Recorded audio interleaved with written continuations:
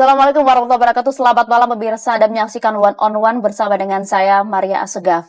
Kali ini kita mendapatkan tamu spesial dengan momentum yang cukup tepat, mengingat kita tahu bersama bencana yang cukup masif terjadi di utara Sumatera, melanda 3 provinsi dengan jumlah korban yang meninggal dunia bahkan mencapai lebih dari 800 jiwa, dan hingga saat ini pemerintah juga masih terus melakukan berbagai upaya agar korban terdampak tidak merasa sendirian.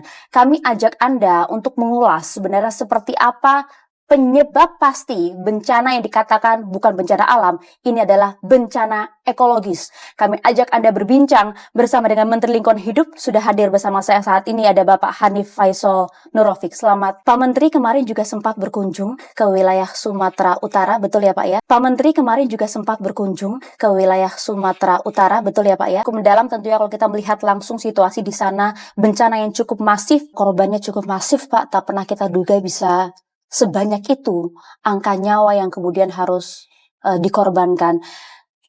Saya tertarik dengan pernyataan Bapak tadi bahwa ini adalah teguran.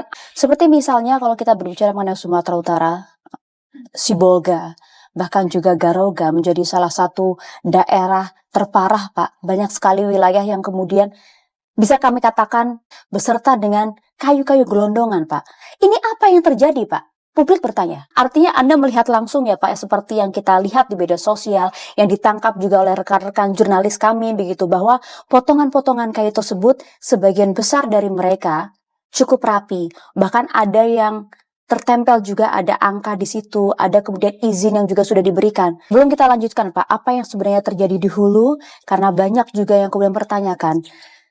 Di bagian hulu ini, terlebih lagi di aliran das, seharusnya kan tidak kemudian digunakan secara masif. Apa yang kemudian Anda lihat langsung dan juga langkah apa yang dilakukan oleh Kementerian Lingkungan Hidup melihat langsung kenyataan di lapangan? Tapi dijawab sesaat lagi Pak, kami jeda dulu. One on One kembali untuk Anda usai jeda. Ya, Anda kembali di One on One pemirsa bersama saya Maria Assegaf, dan masih bersama kita juga di sini ada Menteri Lingkungan Hidup Bapak Hanif. Pak Hanif, kayu gelondongan tersebut dan juga aliran sungai itu langsung menuju ke hulunya.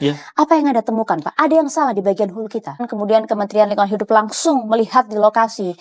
Dan Anda tadi juga sampaikan Pak, bahwa ada perusahaan-perusahaan yang kemudian Anda bekukan karena Anda sinyalir menjadi salah satu penyebab dari bencana tersebut. Total ada 8, betul Pak?